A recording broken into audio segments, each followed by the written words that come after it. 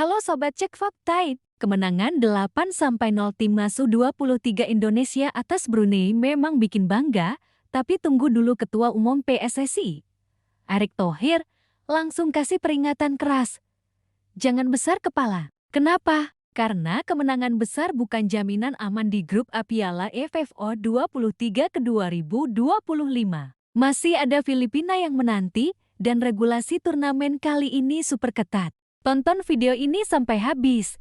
Kita kupas pernyataan Erick Thohir, strategi Coach Van den Burg, dan bagaimana peluang Garuda Muda lolos ke semifinal. Yuk, kita mulai. Euforia meledak di Stadion Utama Gelora Bung Karno, Jakarta. Selasa malam, 15 Juli tahun 2025, Garuda Muda tampil tanpa ampun. Brunei Darussalam U23 dibantai 8 gol tanpa balas. Skor fantastis, supporter senang, media ramai, semua terasa sempurna. Tapi, di balik kegembiraan itu, peringatan serius datang dari orang nomor 1 di PSSI, Erick Thohir. Dalam konferensi pers usai laga, Erick Thohir bicara blak-blakan. Jangan besar kepala gara-gara menang 8-0 sama Brunei. Erick sadar betul, lawan yang dihadapi Indonesia pada match pertama memang bukan lawan terkuat di grup A. Di atas kertas, Brunei Darussalam jadi tim dengan ranking of AFF paling rendah di grup ini.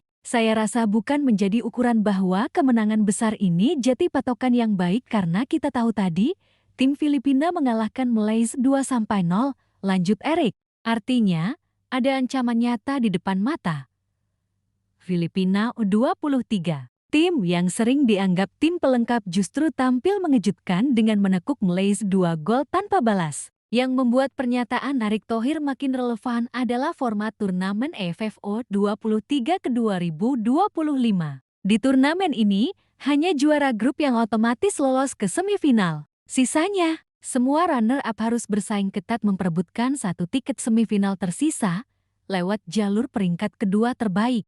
Itu berarti margin kesalahan nyaris tidak ada. Sekali terpeleset, mimpi semifinal bisa sirna walaupun punya selisih gol besar. Lawan selanjutnya Indonesia di grup A adalah Filipina U23. Dalam beberapa tahun terakhir, sepak bola Filipina memang terus berkembang. Level tim senior mulai beranjak naik, dan kini regenerasi pemain mudanya mulai terasa. Kemenangan atas Malaysia jadi sinyal kuat bahwa Tayang Askal siap bikin kejutan kedua. Mereka bisa saja mencuri poin dari Indonesia jika Garuda Muda kehilangan fokus. Senada dengan Erick Thohir, pelatih kepala Timnas U23, Gerald Van den Burg, juga meminta anak asuhnya tetap membumi. Juru taktik asal Belanda itu menegaskan, kemenangan 8-0 hanyalah langkah awal.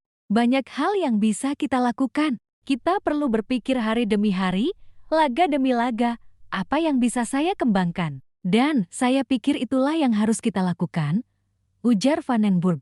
Baginya, pertandingan melawan Filipina akan jadi ujian mental dan konsistensi. Filosofi Van den Burg menekankan permainan kolektif dan adaptasi taktik sesuai lawan. Itu sebabnya, latihan intens terus dilakukan hingga match kedua. Timnas Indonesia U23 pernah merasakan manisnya jadi juara Piala AFF U23 tepatnya di edisi 2019 bersama Coach Indras Jafri. Saat itu, Garuda Muda berhasil memukul habis lawan-lawannya dan meraih trofi perdana. Sayangnya, di edisi 2022, Indonesia harus tersingkir dramatis. Skuad darurat karena badai COVID-19 membuat banyak pemain absen. Di 2023, Indonesia sebenarnya punya peluang besar, namun kalah di final lewat drama adu penalti melawan Vietnam.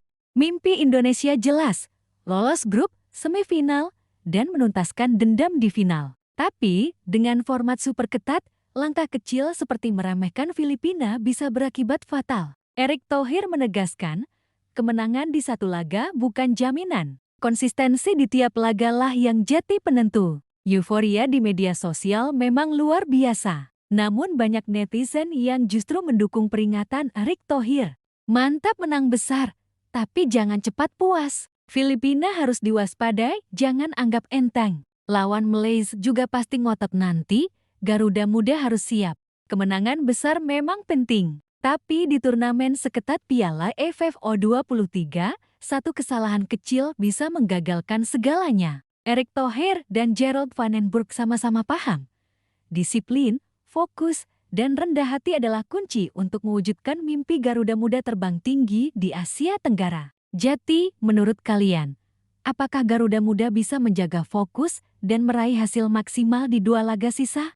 Tulis prediksi kalian di kolom komentar. Dukung terus Timnas U23 Indonesia dengan cara like, share, dan subscribe channel Cek Fakta supaya kamu nggak ketinggalan update fakta bola Asia Tenggara terbaru. Sampai jumpa di video selanjutnya, Sobat Fakta!